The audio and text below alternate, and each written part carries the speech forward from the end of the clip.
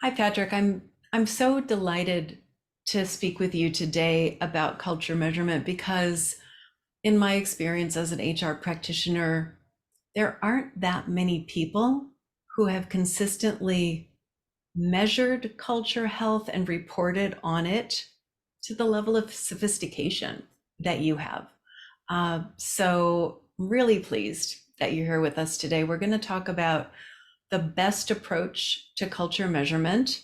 And then Patrick also has a lot of very practical, tactical implementation considerations, getting clear on the vocabulary of measurement, an easy checklist for how do you get from zero to I have a culture scorecard, activities, timeline, and scorecard examples. Welcome, Patrick. Hi, Judy. Thanks for having me. Such a pleasure. Okay, so you teased me, Patrick. What is the best approach to culture measurement? So I think the best approach to culture measurement is what we're calling an outcome-based culture scorecard. And in the spirit of a picture's worth a thousand words, let's take a look at one. Oh, thank you. So this is an example from Mastercard. I like this example for a number of reasons. One of which is that it uses indices or indexes where multiple metrics are put together and kind of clustered and aggregated. But the other thing that's important about this, I think, is a line that's a little bit difficult to read on the screen, but it talks about outcomes. So as MasterCard was putting together its culture scorecard, it asked the question, what do we really care about at the big picture level, at sort of a high level of abstraction? They care about innovation, they cared about inclusion, they cared about employer brand. And so they had metrics in each of those areas that, they calibrated and created individual metric scores, index scores, and then they put that all together in their overall culture health index. It's a neat example. It brings in a lot of information. It tells a lot in a sort of a short view, and again, a good use of focusing on outcomes, key performance indicators, and then putting it all together in an overall index. Now, I have another example I want to share with you. Oh, fantastic. Let me make one comment before we share that next example, and that is that we, I4CP, are constantly saying to people, the metrics that every company chooses, every organization chooses, will be different depending on what's important to you. So there are, 30, 40 different things that you could measure that we would consider all of them culture metrics or metrics of the employee experience.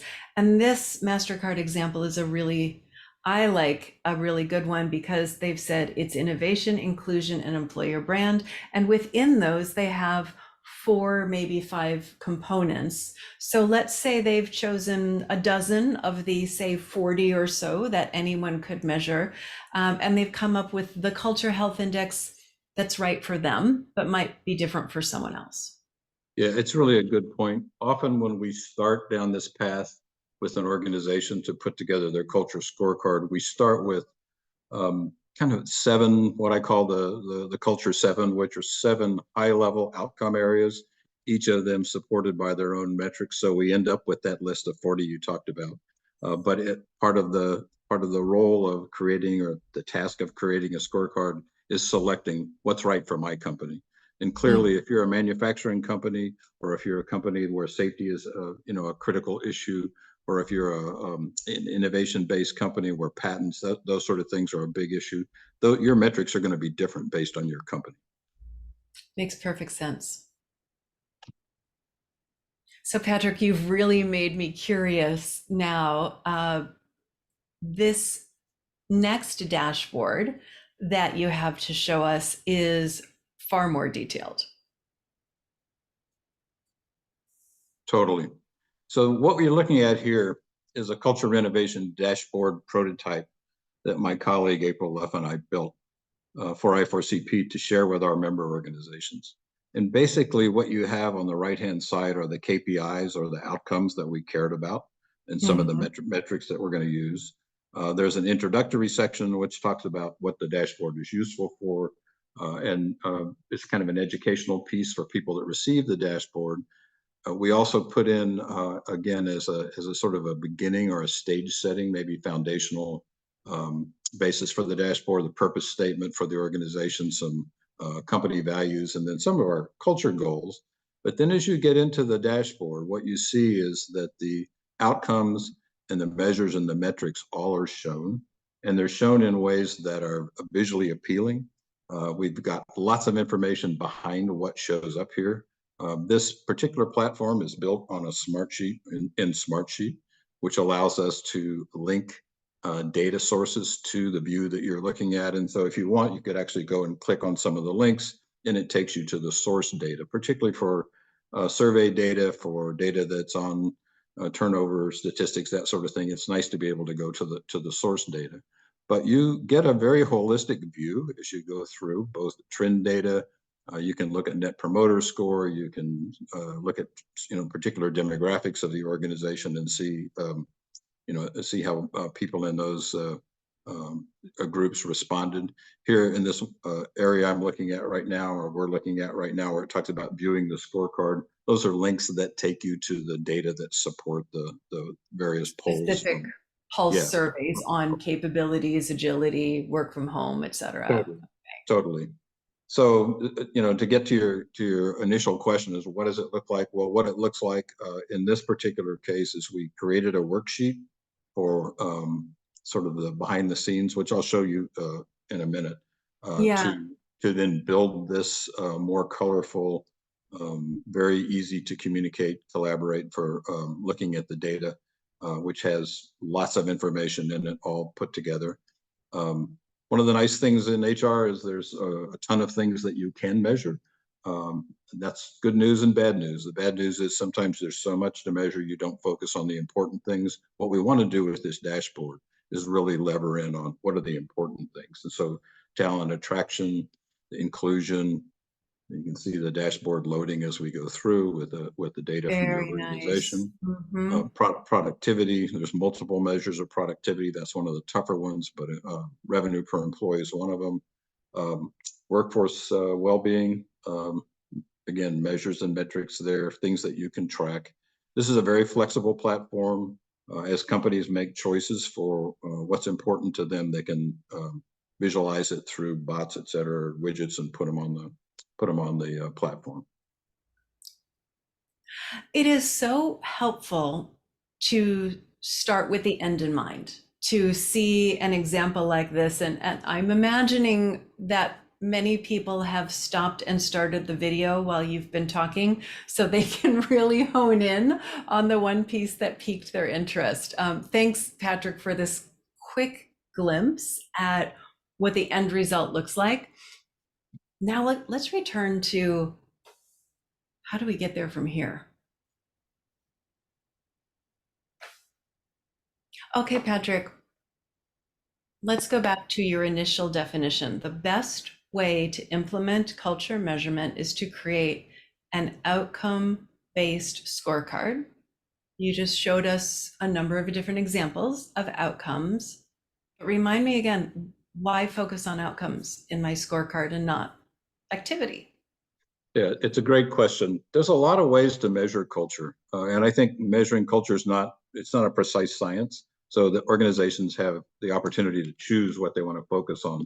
We recommend focusing on outcomes primarily because our research says it's so important when you look at culture fitness to look at what are the kind of outcomes people are held accountable for. Also, it's a focusing, outcomes help you focus, like what is important to you. At the highest level, outcomes are going to be things like retention. They're going to be things like engagement. They're going to be things like employee well-being, wellness, that sort of thing. They're high-level abstraction outcomes or areas of results that are influenced by culture and that influence culture. So you got to measure the outcomes, manage the outcomes, and if you do that, nothing has a bigger influence on culture health, other than, I think that the number one influence on culture health from that study was leaders demonstrating the core values. Absolutely. Of the company. Absolutely. And so if we think about outcomes and scorecards and you put them together, you end up with a list of really powerful benefits of using scorecards. Yeah. How do we know if leaders are demonstrating the core values of the company? We've got to hold them accountable. Correct. So Uh, you've got a laundry list. There's even more benefits of doing these scorecards and dashboards. What are your favorite ones, Patrick? yeah, there's two or three on this list that I think are really important. One is in the context of measuring and monitoring culture and a culture renovation, you want to be able to look at what's happened over time.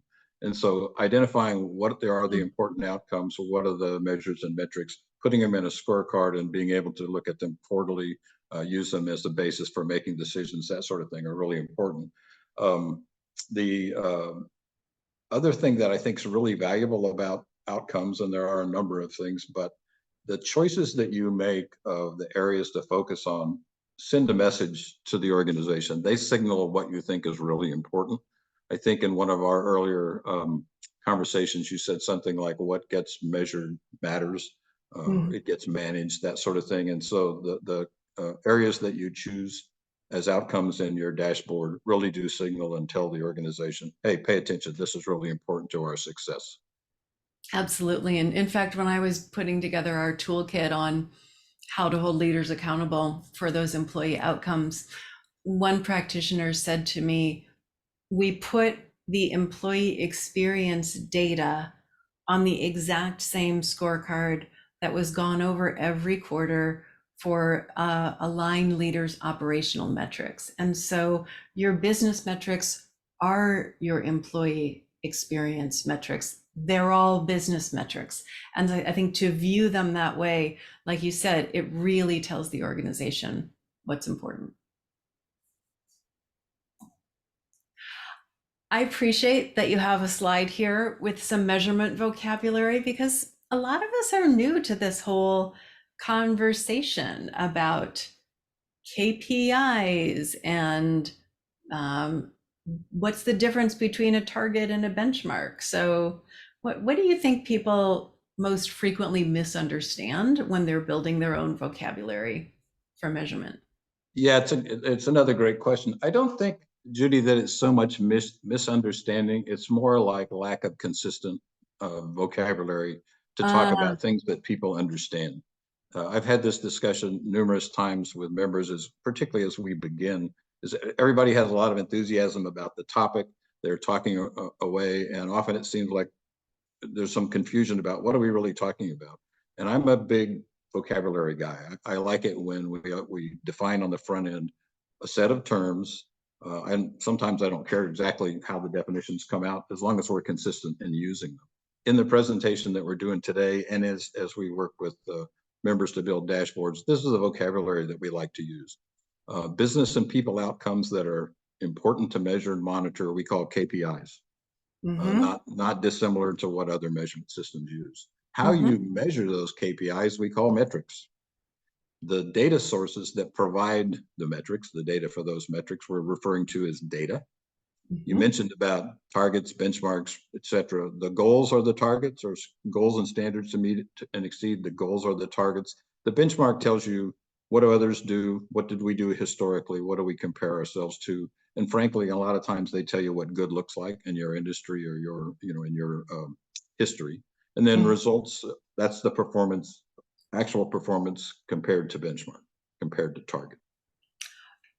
Had you not just given me this level of specificity, I probably would have used all five of those terms interchangeably, and now I feel your pain.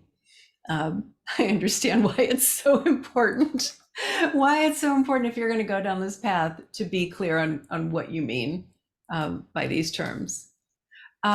So I love that you've made this path to implementation quite a bit simpler than I would have imagined that it is. Walk me through this. Yeah, we start with what I call a scorecard map. Basically, this is a worksheet that allows the organization to say, okay, what are those high level areas? What are the outcomes that we care about? And what are the metrics that we need to have in order to measure whether we're making progress or not progress in those outcomes or KPIs? The worksheet also is the place where you identify where the data are going to come from. and how frequently do you want them? Some things you are, live, they change every day or several times, many times during the day. Other things Sure. don't change that frequently. Yeah. And then what is sort of the culmination of that step is we got an easy to use organizing framework where all of this stuff comes together. I showed a minute ago, we looked at the prototype culture renovation dashboard. That information came from a worksheet that we built as we thought about, what's important for us. Once you have the sort of the lay of the land in terms of the KPIs or outcomes and metrics that you care about the most, understanding where you are. Often the first time Mm. you do this is to set a baseline. Where are we today? We're starting culture renovation. We know it's going to be a multi-month, multi-year journey. Where are we today?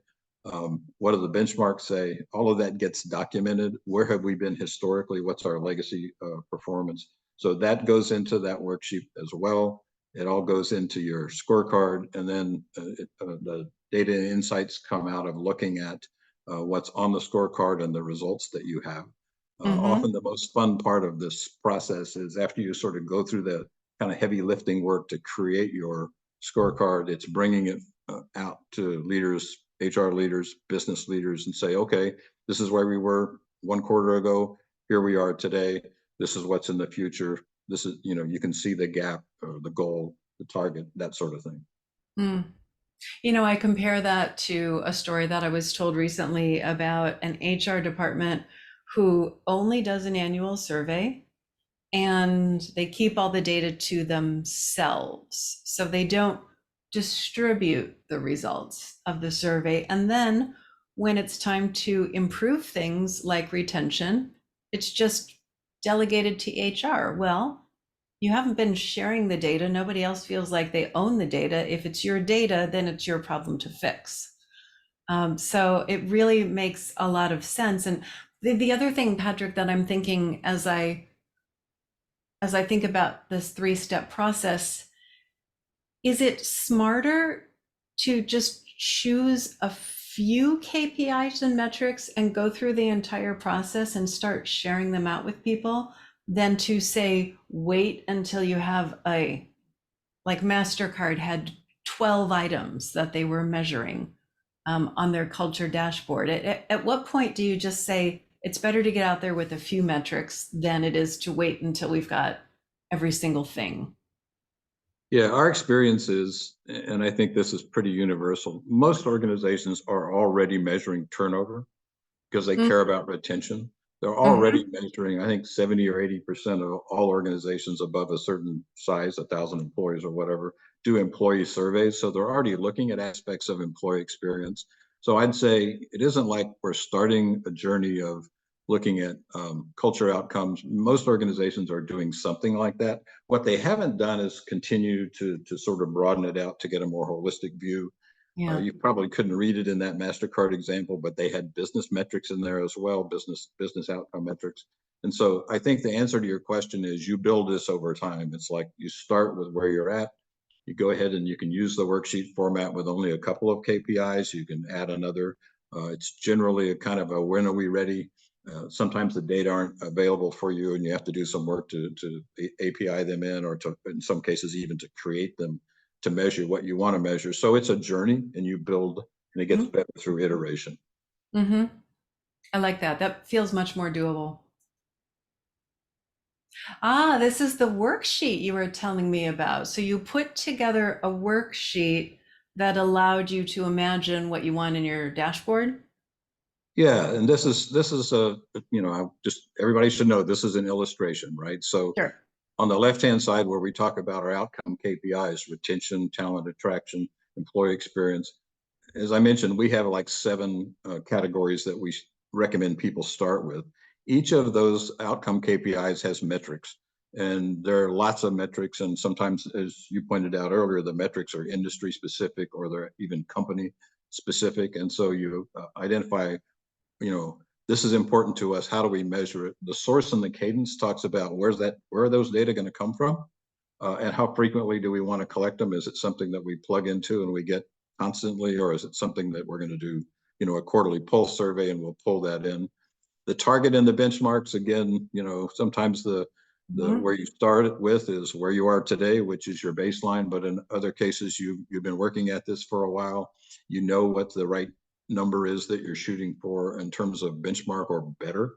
And then you have your results, right? And the results are what gets reviewed in your quarterly reviews, where you say, okay, where are we? Where do you know what's important to us? How well are we doing this? We're working a lot on culture. We're trying to renovate our culture. Is it making a difference in areas that we care about? I love that you're not just talking about measuring culture, you're showing us real life examples of actual metrics and actual targets and benchmarks. Really Yeah, helpful. we get a lot of questions about things like employee net promoter score, Glassdoor ratings, that sort of thing. Sure. And what I wanted to do with this worksheet was sort of pull all that together in an organized way, so people could see how all those things fit, because they do, or they generally do, and putting them together in sort of a usable, understandable, pretty friendly format. I don't think this would scare anybody away. When they looked at it, they'd go, "Oh, I I don't can think make this happen." if I wasn't filming this video, I'd be pausing the video to study it further, but I will move on at this moment. So yeah, thanks for bringing us back to that. You mentioned the Mastercard example, and so yes, this I can see how you could go from worksheet to plan these things out to the visual of how it looks when you Perfect. distribute the results to people. Yeah, perfect. And you can imagine yourself in a room with business leaders, either at the company level or at a business unit level or whatever, talking about their data, with their actual data using the scorecard, communicating to them so that they see it both in numbers, but also in interesting, in some cases, compelling visuals. So I yeah, think, that's the experience that we're trying to go for here. brilliant. Here's a nice example for those who will be downloading the slides from this video. We did want to make sure that we gave you a visual of the demo that Patrick showed earlier. Do you want to talk a little bit about some of these data and visuals, Patrick? These must be some of your favorites. Well, what I like, the reason we cut this one out so that you can see it, is it really brings to fore some of the metrics that are really important. So I4CP in our culture renovation um, framework, one of the areas that we really focus on is listening to employees, listening to executives, doing focus groups to try to figure out and understand better what's the current state of the culture, what are the gaps, where are we going. This particular view identifies some dimensions out of the employee survey that we use for culture assessment. And our model has got 4 pillars. It's got performance mindset, culture identity, organization risk, employee experience. And what we're Mm, able to do in the scorecard is pull the data, right? So this could represent the feedback from 20,000 employees all put together at the enterprise level in terms of the dimensions of the survey. So that is appealing to me. It's also one of those areas that when you think about net promoter and you want to compare group to group, that sort of thing, it's all here. So yeah, I like this a lot. this one caught my eye when we were looking at the example earlier. All right, so the tasks are not as daunting as I would have thought. So yeah, I like that you say that. I don't know that this is so daunting. I think often once you get started on things, you sort of figure it out. And so, Yeah, uh, yeah. people are smart, and once you get them moving in the right direction, they figure things out. But to summarize some of the key things that you want to do on culture measurement and monitoring for culture renovation, one is just be clear on the front end what you're up to. What's the purpose of the measurement approach from the leader's perspective? Is it about looking at innovation? Is it, what is it? Is it about retention? Is it key talent, that sort of thing? So understanding what the business needs are, and having your HR BP type people involved in communicating what do we want to get out of our culture renovation and the measurement. Hmm. And as we showed on the implementation slides, it starts with the worksheet questions about what are our focus areas, what do we really care about, what those KPIs, how do we characterize those KPIs and the metrics that align with the KPIs, and then putting together that scorecard map, which is a workshop kind of a exercise generally. We like to provide some suggested KPIs and metrics to work teams in advance, have them think about it, identify what they'd like on that list or what they think it's not on that list that they really would like. We put together the culture scorecard map and then say, okay, how do we get the data that we need? Where are the sources? Do we have them? How frequently do we want to look at them? And then that gives us the foundation. And then we start looking at how do we visualize this in a way that's interesting, that we can communicate with others easily, get their attention, hopefully tell a compelling story from the data, and collaborate on the next steps, which is what do we learn from all of this and what do we do about it? Indeed. Yes. I think a lot of people fall short on this last bullet point where you put so much into collecting the data that you report the data without necessarily saying, what insight did I pull from this data? What recommendation do I have? What is this so what? And so I think that that skill set of storytelling with data really comes to play here. Yeah, I think our people analytics board would stand up and cheer to hear you say that because that's a part of their mantra is how do we get to where we want to go. Absolutely. Well, Patrick, I'm gonna end our discussion here. There are a few more slides in an appendix here for those who download the deck. That's just a couple of more examples for people to take a look at. But I can't thank you enough for educating me. I feel like I did get Culture Metrics 101. My pleasure.